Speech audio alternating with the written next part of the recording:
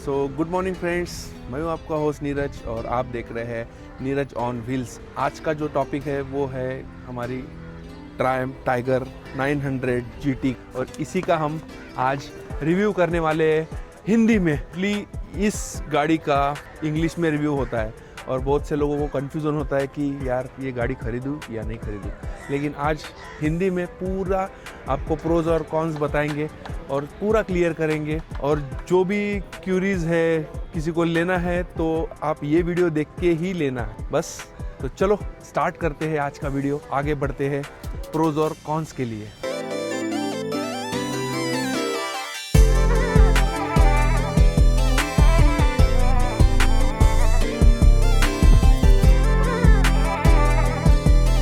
तो दोस्तों, आज हमारे साथ हमारे दोस्त विशाल भाऊ को बहुत से क्वेश्चन थे इस गाड़ी के बारे में जो क्लियर करना बहुत ज़रूरी है। बहुत दिन से वो बोल रहे थे कि नीरज कुछ पूछना है गाड़ी के बारे में, सो आज वो हमारे फ्रेम में आने वाले हैं और मैं स्वागत करता हूँ विशाल भैया का।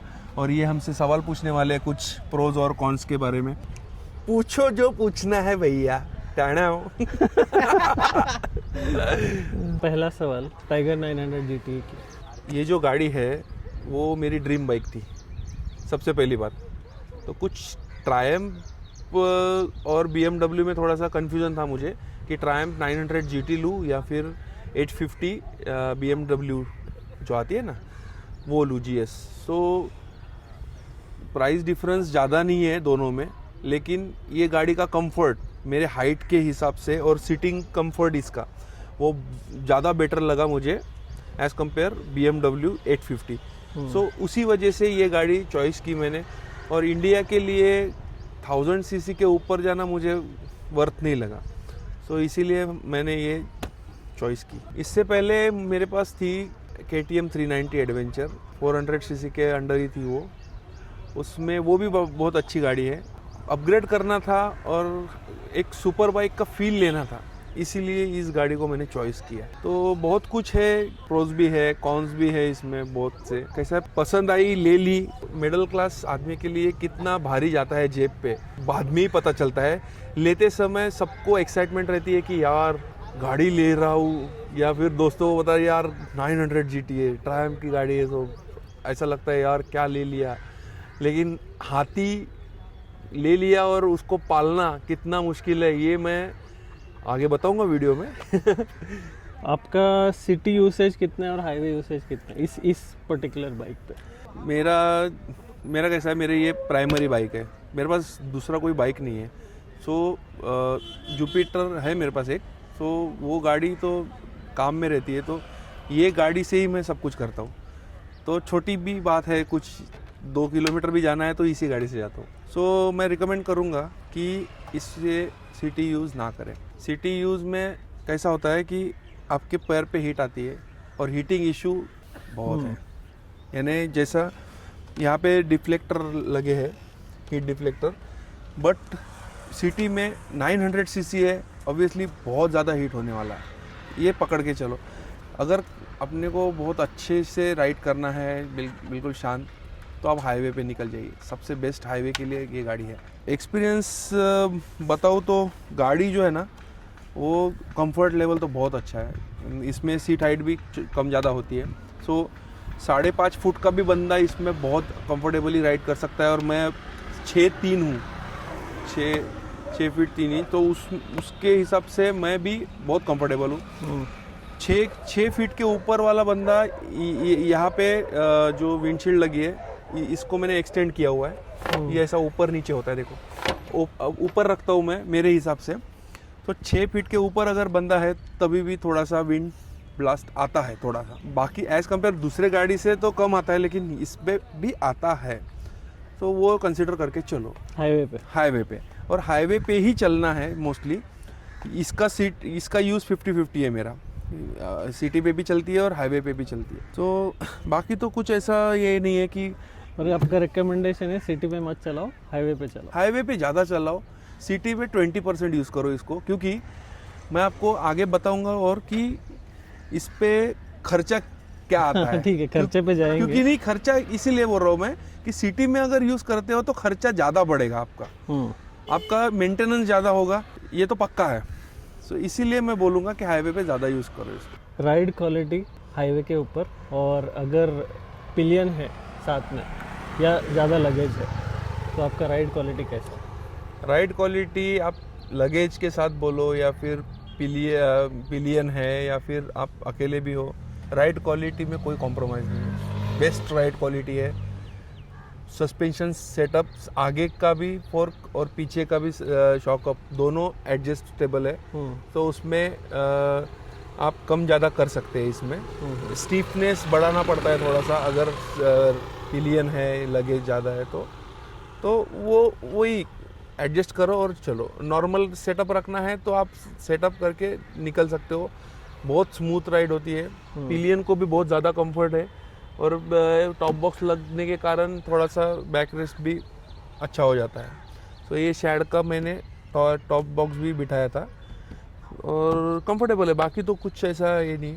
सॉफ्ट लगेज और हार्ड लगेज मैं बोलूँगा पैनियर्स वगैरह इंडिया में लगाने चाहिए कि नहीं लगाने? नहीं मत लगाइए। एक तो बाइक हेवी होती है, दूसरी बात आपके सॉफ्ट लगेज में ही अभी मैं यानी 2 बार मेरा लद्दाख हो गया है, इधर साउथ में भी मैं जा चुका हूँ धनुषकोडी तक, लेकिन मैं 12 दिन 15 दिन भी जाता हूँ बाहर तो मेरा टॉप बॉक्स और टेल बैग में हो जाता है, क्योंकि ज़्यादा कुछ लेने की ज़रूरत नहीं है। 2 वो पैनियर्स और टॉप बॉक्स और पीछे लगेज वो ज़रूरत नहीं है उसकी। सॉफ्ट लगेज रखो, लाइट वेट चलो, आपको बाद में भी जैसे डाउन यानी गिर गई गाड़ी सपोज, तो वो लगेज के साथ में उठाना दिक्कत हो जाती है। और कैसा है कि लद्दाख जैसे एरिया में आपको उठाने वाला गाड़ी कोई मिल जाए तो भाई नसीब, क्योंकि मोस्टली अकेला ही रहता है आदमी, और अकेले आदमी के वजह से मैं तो बोलूँगा कि जितना लाइट वेट रखो गाड़ी उतना ही बेस्ट है। ये हमारे stop recording, cameraman signing out for today's video. Stop recording.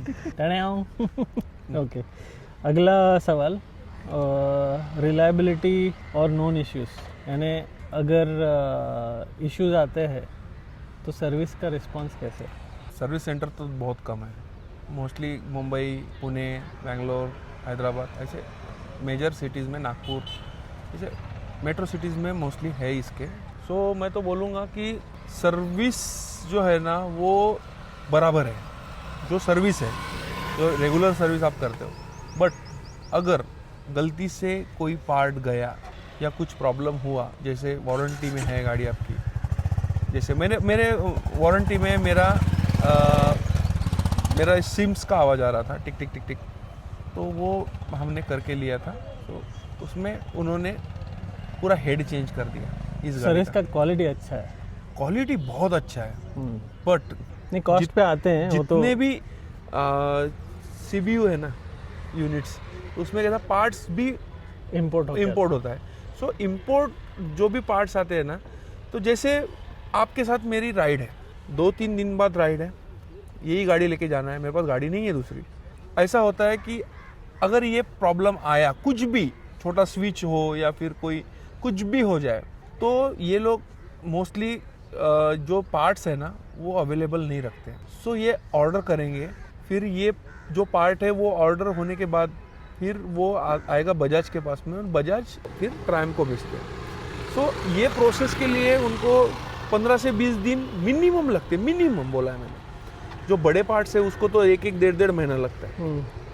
Parts का वेटिंग पार्ट्स का वेटिंग पीरियड इतना बड़ा है कि यार जो मूड है ना घूमने फिरने का, यार वो स्पॉइल हो जाता है। और सबसे बड़ा प्रॉब्लम ये है कि वही पार्ट्स आने के लिए टाइम लगता है, और कोई भी आप किसी भी बंदे को पूछ लो वहाँ पे ट्रायम पे जाके, वो सीधा ही बोलेगा भाई हमको खुद को पता नहीं कि कब आने वाला, क्योंकि ट्रांजिट में रहता है, वो कब आएगा, कब पहुँचेगा अपने पास और कब लगेगा, इसका वो भी गारंटी नहीं लेते। तब आदमी को लगता है यार काश मेरे पास दूसरी बाइक भी होती, सो मैं उसी से कंटिन्यू करता। तो ये एक थोड़ा सा मुझे लगता है कि यार छोटी छोटी बातों के लिए अगर बाहर से पार्ट आते हैं, वो वेटिंग करके मज़ा लेना, वो थोड़ा सा फ़र्क पड़ता है। तो ये ऐसा कभी हुआ है कि लॉन्ग राइड पे गए और कुछ प्रॉब्लम आ गया जिसके लिए पार्ट चेंज करना पड़ा? नहीं, ऐसा कभी नहीं हुआ, क्योंकि पार्ट ट्रायम्फ के रिलायबल है।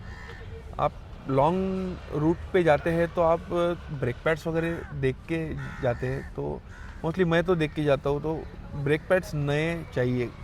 अगर लॉन्ग रूट जाना है आपको 10,000 किलोमीटर या फिर 5,000 किलोमीटर के ऊपर, तो आप मैं तो बोलूँगा कि आप नए ब्रेक पैड डाल के लेके जाइए, क्योंकि उसमें एक ऐसा है कि ब्रेक पैड्स जो है ना, वो सबसे ज़्यादा वियर एंड टियर पार्ट है इसका।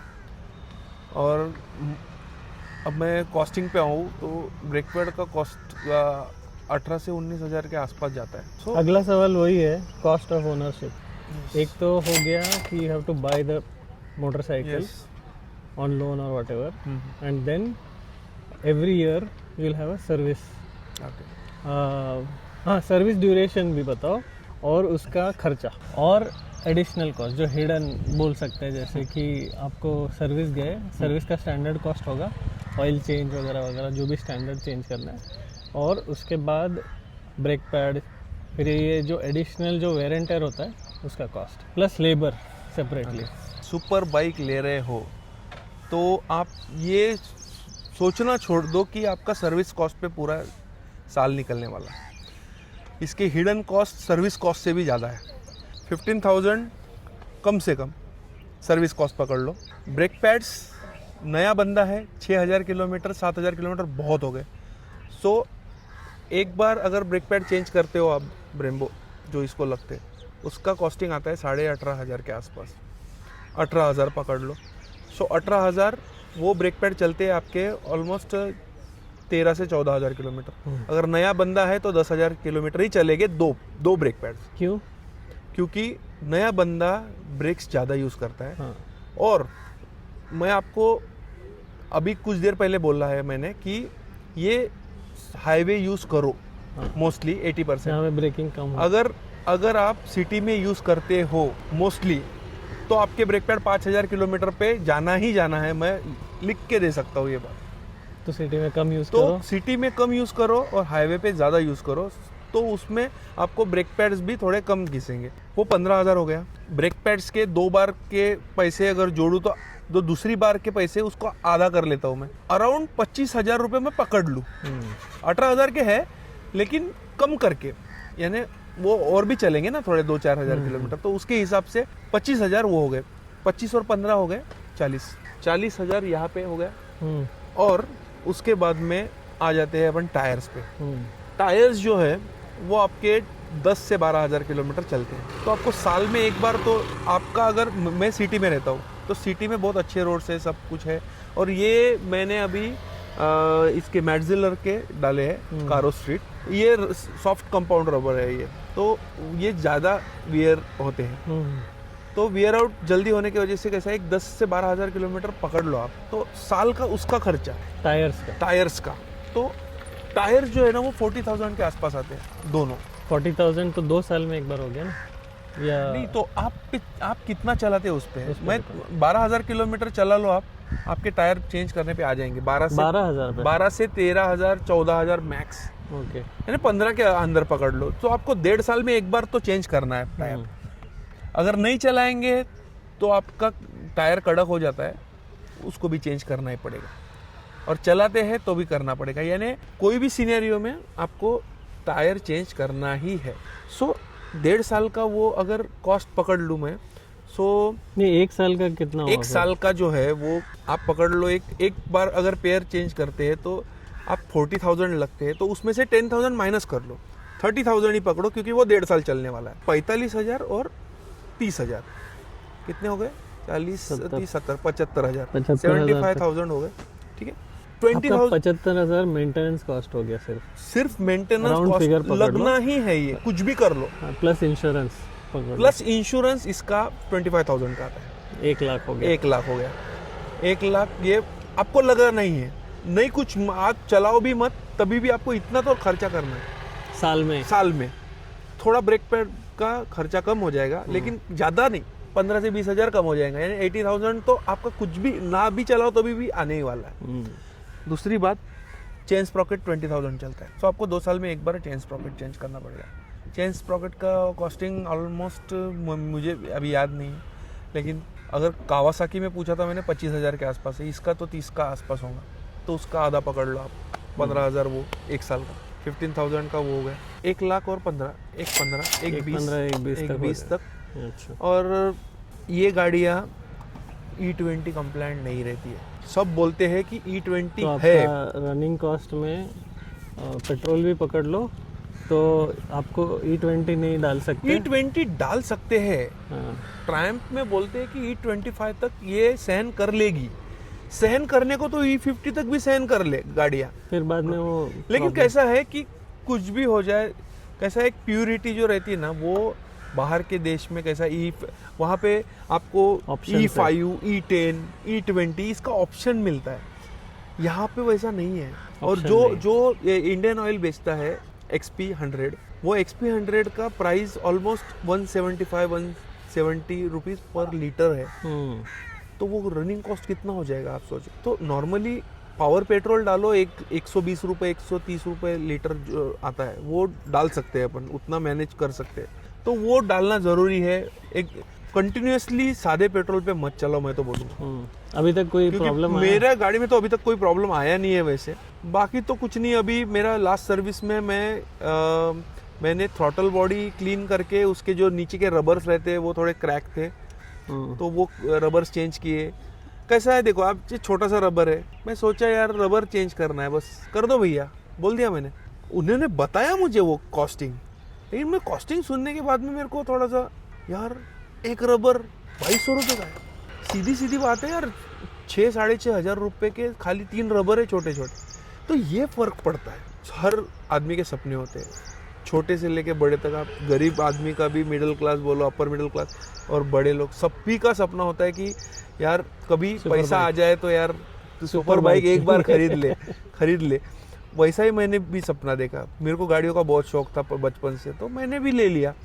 लेकिन कैसा ये जो हिडन कॉस्ट है ना, हाँ, मेंटेनेंस कॉस्ट और इसके लिए रहता तैयार है, तो होना उसके चाहिए। लिए आप प्रिपेयर रहो। मैं Prepare बोलूंगा रहो। कि आप साल का 1 लाख रुपए लगने वाला है, उसी के हिसाब, वो अगर हिसाब है कि आपको 1 लाख रुपए आपके साल के आप खर्चा कर सकते हो किसी गाड़ी पे, तो ही मेंटेनेंस के लिए ये गाड़ी चुनो। BMW बोलो, डुकाटी बोलो या ट्रायम्फ बोलो, कुछ भी, क्योंकि इनके खर्चे है। ऐसा नहीं है कि भाई चला लिया छोड़ दिया और कुछ ना डालो ऐसे ही चलाओ, ऐसा नहीं होगा। इसमें बदलना ही पड़ता है मेंटेन करने के लिए। और जो एंथुजियास्टिक आदमी है ना, वो करता ही है, ये उसको करना ही पड़ेगा। क्योंकि कैसा है, जैसे मैं, तो मुझे अच्छा नहीं लगता कि यार गाड़ी में टायर खराब है, ऐसे कैसे चला लूँ। आप कभी कभी 100 के ऊपर चली गई, ट्रिपल डिजिट में अगर टायर फट गया या कुछ, डर लगता है। हाँ, डर लगता है। सो सेफ्टी वाइज ऐसा लगता है कि यार ये चेंज कर लो, और वो करना ही पड़ता है, ऐसी बात है। तो ऐसा एक कोई वाकया हुआ है जहाँ पे आपको बहुत ही अच्छा लगा हो, वर्थ बाइंग अ ट्रायम्फ, और एक ऐसा वाकया बताओ जहाँ पे आपको लगा कि क्यों मैंने ट्रायम्फ खरीदा।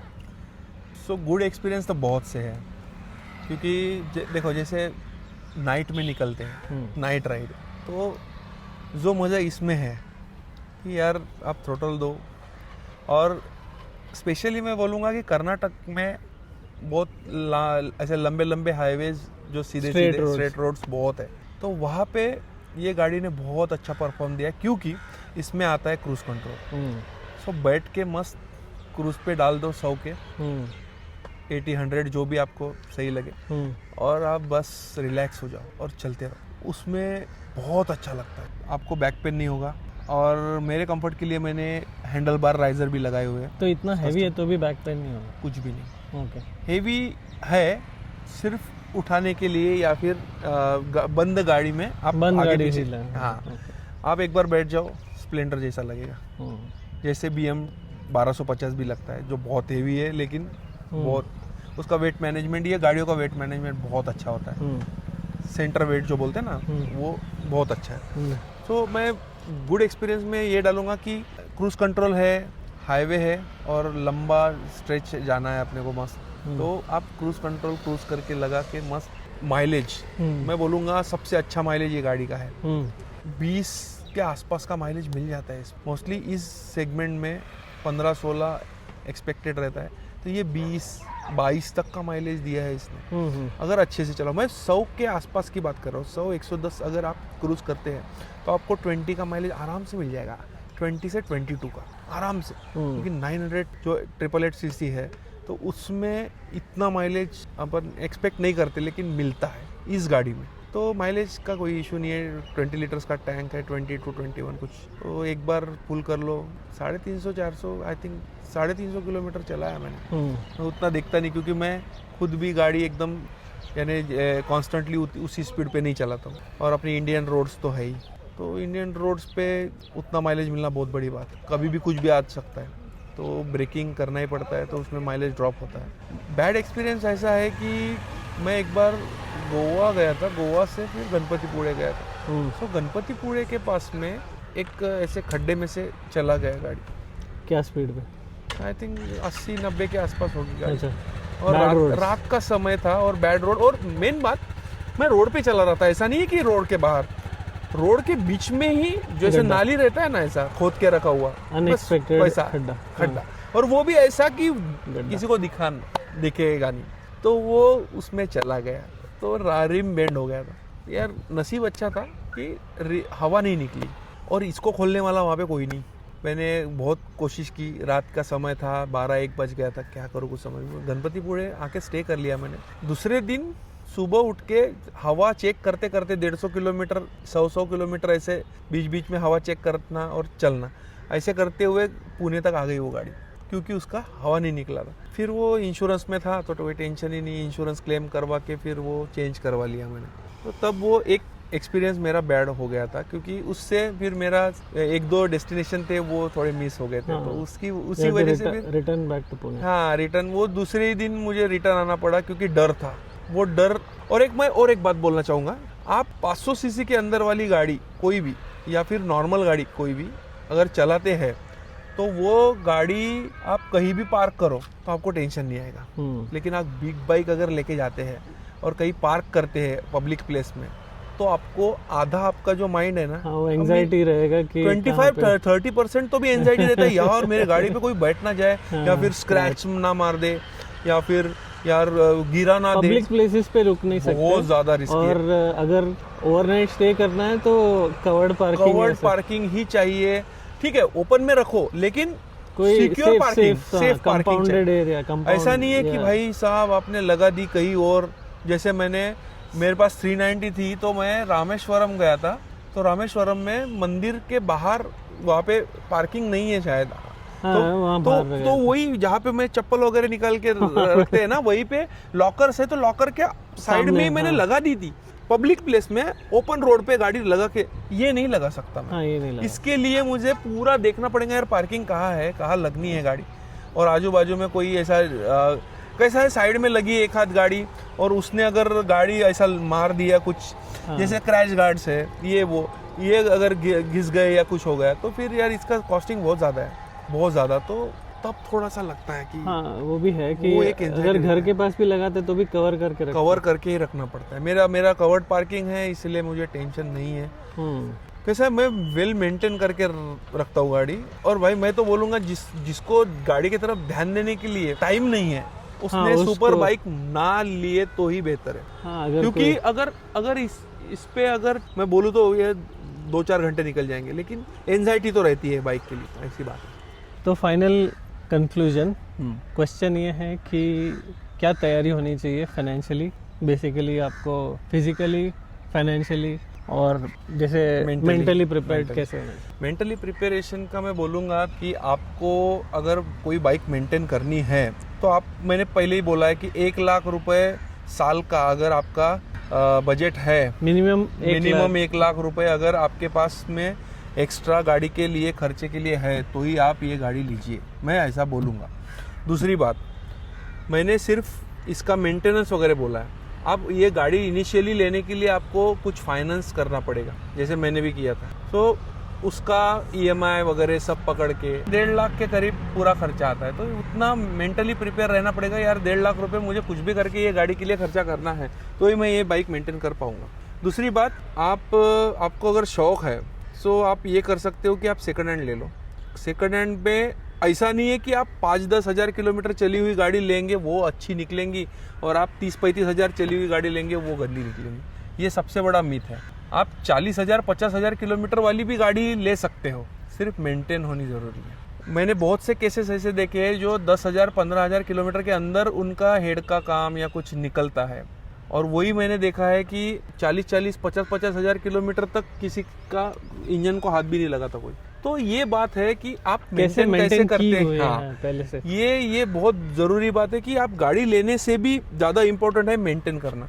अगर इसको प्रॉपर मेंटेनेंस मिले तो ये बीस्ट है, बहुत अच्छी गाड़ी है। और सर्विस नेटवर्क के बारे में यही बोलूँगा कि भाई पार्ट्स अवेलेबिलिटी रखो। ट्रायम्फ को तो बोलूँगा भाई अवेलेबल रखो, क्योंकि छोटी छोटी बातें चेंज करनी हो तो महीना 15-15 दिन ऐसा वेट करने की ज़रूरत ना पड़े। रनिंग पार्ट्स है आपके पास, सब बराबर है, लेकिन जो पार्ट्स अगर किसी का कुछ टूट गया या कुछ हुआ तो फिर यार वो महीना भर गाड़ी खड़ी रखो और वो थोड़ा सा हेक्टिक होता है। तो मैं बोलूँगा अगर ऐसा है तो फिर आपके पास 2 बाइक है तो फिर आप बहुत खुश हैं। वो खर्चे है।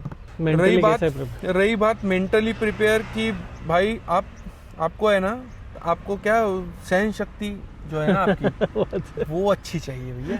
क्योंकि जैसे मेरा रिम चेंज किया मैंने, तो रिम चेंज करने के बाद में ऐसा नहीं कि मैं मस्त घूम रहा हूँ गाड़ी लेके, ऐसा गाड़ी खड़ी है तो मेरा तो हवा नहीं निकली थी इसलिए मैं बच गया, तो मैं थोड़ा आजू बाजू में आसपास में 2-4 किलोमीटर घूम के लगा देता था गाड़ी। लेकिन जिसका रिम ज़्यादा बेंड होता है या कुछ हो गया गलती से तो वो एक महीना आपको 20 से उसको टो करने पड़ेगी। यस, वो रख दो गाड़ी, दूसरी गाड़ी चलाओ, ऐसा वाला सिस्टम है। तो वो एक होता है, पार्ट्स के लिए थोड़ा वेट करना पड़ता है। इंश्योरेंस हो जाता है, ऐसा नहीं है वो, बट पार्ट्स के लिए, लेकिन पार्ट्स जो है ना वो अवेलेबल नहीं रहते इसके। तो थोड़ा केयरफुली चलाना पड़ता है। बस। और इंडियन रोड से इसीलिए ज्यादा केयरफुल होना पड़ता है। इतनी महंगी गाड़ी, इतनी फास्ट गाड़ी अगर लेते हैं और उसका अगर पोटेंशियल आप यूज नहीं कर रहे हो तो फिर क्या फायदा लेके। इंडिया में कर सकते हैं। इंडिया में मैं बोलूँगा कि भैया आप इसका 50% पोटेंशियल भी यूज नहीं कर सकते। और मैं सिर्फ ट्रायम्फ को इतना ही रिक्वेस्ट करना चाहूँगा कि भाई पार्ट अवेलेबिलिटी रखो। कैसा है, आप इतना बड़ा कंपनी है, इतने लोग करोड़ों की गाड़ियाँ लेके रखे हैं लोगों ने। हाँ, अगर पार्ट्स अवेलेबल है, सर्विस अवेलेबल है तो इंडिया में कहीं लॉन्ग राइड कर सकते हैं। हाँ, नो प्रॉब्लम। कनेक्टिविटी हो, उसका पैसा खर्च करने के लिए हो। यस। सिर्फ वेटिंग टाइम होता है, इसलिए थोड़ा टेंशन होता है कि सर्विस नेटवर्क भी ज्यादा रखो, क्योंकि मेट्रो सिटीज में है, अगर कोई बंदा गांव से है कोई, तो फिर वो गांव में कैसा सर्विस करेगा, ये टेंशन आता है इसको। हाँ, अगर ऑल इंडिया टूर करना हो इसके ऊपर कर सकते हो, फुल टाइम कर सकते हो, लेकिन वही मैंने बोला ब्रेक पैड्स लेके चलो। और जो भी मेट्रो सिटी मिले, अगर आप 5-6 हज़ार किलोमीटर चल रही है आपकी गाड़ी, सो वहाँ पे जाके एक बार दिखा दो गाड़ी की भैया ओके है क्या, सब ब्रेक पैड्स बराबर है क्या, बस उतना दिखा दो। बाकी कुछ ऐसा ये नहीं है इशू। गाड़ी बहुत अच्छी है, चलने में भी अच्छी है। रफ अगर यूज़ है तो फिर आपका थोड़ा सा एक 50,000 60,000 किलोमीटर के बाद में थोड़ा हेड का वगैरह काम निकलता है। और ये हर 3 सिलेंडर का नाटक है। तो उसको कुछ वो नहीं, वो मेंटेनेंस पार्ट पकड़ लो वो, क्योंकि कैसा है वो हर गाड़ी में वो उतना आता ही है, वो तो वियर एंड टियर पार्ट है, सीम्स वगैरह तो वो चेंज होते हैं। तो इतना है कि वो बहुत महंगा होता है सब कुछ, तो इसीलिए थोड़ा सा टेंशन आता है। बस ये एंजाइटी तो रहती ही रहती है। और मैं एक और बोलूँगा कि गाड़ी लेते समय एक्सटेंडेड वारंटी जरूर लो, क्योंकि आपका एक्सटेंडेड वारंटी आपको बहुत बहुत ज़्यादा साथ देने वाला है, बहुत ज़्यादा। एक्सटेंडेड वारंटी का कॉस्ट क्या है? एक्सटेंडेड वारंटी का कॉस्ट अराउंड 35 के आसपास। 35,000। उनका पैकेज भी होता है ना कुछ? सर्विस पैकेज है इसमें, लेकिन मैंने नहीं लिया था। अच्छा, तो उसमें कुछ फ़र्क नहीं पड़ा उससे। बाकी एक्सेसरीज में टॉप बॉक्स, मोबाइल होल्डर बोबो का, क्रैश गार्ड तो लगते ही है, साइड स्टैंड एक्सटेंडर जो आता है वो एक, और एक बॉटल होल्डर, लाइट्स भी लगे, तो इतना ही डाला है। और हाँ, और मैंने ये आईबेक्स का ये भी लगाया हुआ है, अपना हैंडल बार राइजर। ये कस्टम है यहाँ पे पुणे में, और बहुत अच्छा है वो। तो ऐसी कुछ बात है, और ऐसा है अपने गाड़ी का रिव्यू। सो दोस्तों, अब जितने भी पॉइंट मैंने कवर किए हैं ये जेन्युइन है सब। और मैं ये बोलना चाहूँगा कि भैया शौक़ है और आपका अगर एज है 25 से 50 तक, सो मैं बोलूँगा ये 25 साल में एक सुपर बाइक ले लो अगर आपके दिमाग में है, इच्छा है तो। क्योंकि भैया देखो, मनी अभी है, बाद में है नहीं है कुछ बोल नहीं सकते।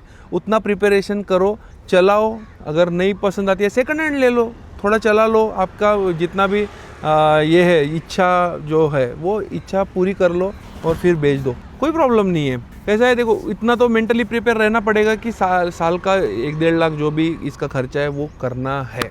उतना आप सोच लो, उतना अर्निंग बढ़ा लो यार, जो भी है। शौक बड़ी चीज़ है, क्या लेके जाने वाले, क्या बताओ, कुछ नहीं लेके जा सकता आदमी, यहीं पे छोड़ना है, 1 रुपया भी नहीं लेके जा सकता है। तो क्या करेंगे, बच्चों के लिए भी करो अपने खुद के, और जैसे मैं कर रहा हूँ अभी, ऐसा है, घूमो फिरो, मस्त एंजॉय करो, इंडिया घूमो, इंडिया बहुत अच्छी जगह है। ऐसा कुछ रहा हमारा आज का ट्रायम्फ टाइगर 900 GT का।